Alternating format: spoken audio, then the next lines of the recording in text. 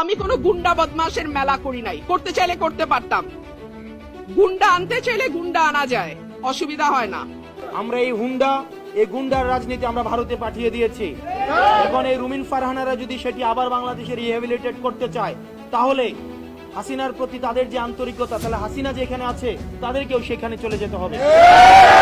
বিএনপির এই যে আগ্রাসী যে মনোভাব রয়েছে, গুন্ডাতন্ত্রের যে মনোভাব রয়েছে, গুন্ডাদের তুষণ এবং পোষণের যে মনোভাব রয়েছে, সেটি থেকে সেটি যদি সংস্কার না করে, তাহলে তাদের গণপ্রতিরোধের মুখোমুখি হতে হবে। পুলিশ ভাইরা যারা রয়েছেন, আমরা আপনাদের প্রতি আবেদন জানাবো, আপনারা দয়া করে ক্ষমতামুখী হওয়ার কোনো প্রয়োজন নাই। আপনারা দেখেছেন নির্বাচনের আগের রাতে যে ওসিরা, যে এসপিরা, যে পুলিশটা টাকা খেয়ে নির্বাচন করে দিয়েছে, আমির নির্বাচন করে দিয়েছে, তাদের আজকে পরিণতি কি হয়েছে। আপনারা জনগণের পক্ষে থাকেন, জনগণ আপনাদেরকে বাঁচাবে। কোন রাজনৈতিক দল আপনাদেরকে শেল্টার দিতে পারবে না। যদি জনগণ আপনাদের পাশে থাকে, তাহলে এই হুন্ডা গুন্ডার রাজনীতি বাংলাদেশে আর পুনর্স্থাপিত হবে না। আমরা এই গুন্ডার রাজনীতি আমরা ভারতে পাঠিয়ে দিয়েছি। এখন এই রুমিন ফারহানারা যদি সেটি আবার বাংলাদেশে রিহ্যাবিলিটেট করতে চায়, তাহলে হাসিনার প্রতি তাদের যে আন্তরিকতা, তাহলে হাসিনা যেখানে আছে তাদেরকেও সেখানে চলে যেতে হবে। প্রিয় সাংবাদিক ভাইয়েরা, আমরা এই নির্বাচন কমিশনের বস্তুনিষ্ঠ আচরণ দেখতে চাই।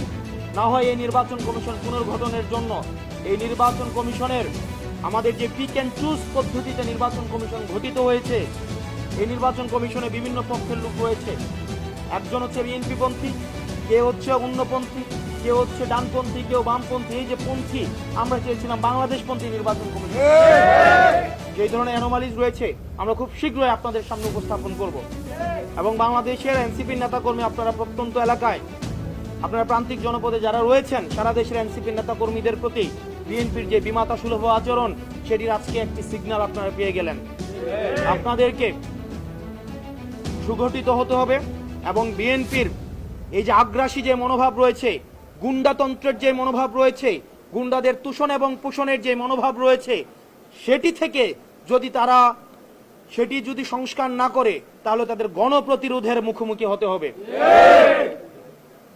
আমরা আনুষ্ঠানিকভাবে নির্বাচন কমিশনে আমরা অভিযোগ দিয়ে যাব এবং আমরা পর্যবেক্ষণ করব নির্বাচন কমিশন এই বিষয়ে কি যথাযথ ব্যবস্থা নেয়। আপনারা ভালো থাকবেন। আপনারা যারা এই নির্বাচন কমিশনে যেসব সাংবাদিক রয়েছেন, আপনাদের কৃতজ্ঞতা জানাচ্ছি, ধন্যবাদ জানাচ্ছি। এবং আমরা আপনাদের পেশাদারিত্ব এবং আপনারা যেই পেশাদারিত্বের পরিচয় দিচ্ছেন, সেটির প্রতি আমরা কৃতজ্ঞতা জানাচ্ছি। কিন্তু আমরা সেটিও বিশ্বাস করি, আমরা সেটি জানি যে আপনাদের উপরে বিভিন্ন ধরনের প্রেশার দেওয়া হয়, বিভিন্ন হাউজের প্রেশার দেওয়া হয়। অতীতে যেভাবে আপনারা বস্তুনিষ্ঠ সাংবাদিকতা করেছেন, আপনারা যেভাবে সাহসিকতার পরিচয় দিয়েছেন, আপনাদের সেই সাহসিকতা, যে ধারাবাহিকতা, সেটি অব্যাহত থাকবে। ধন্যবাদ আপনাদেরকে।